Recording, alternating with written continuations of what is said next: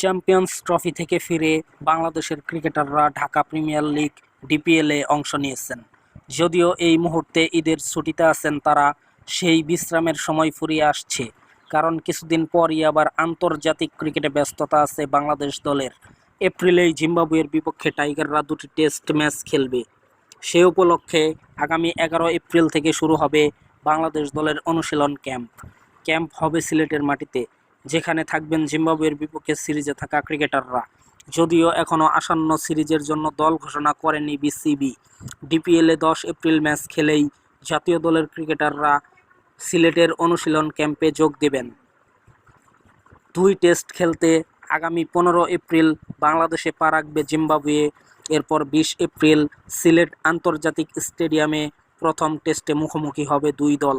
দ্বিতীয় ও শেষ টেস্ট হবে 28 এপ্রিল চট্টগ্রামের জহুর আহমেদ চৌধুরী স্টেডিয়ামে।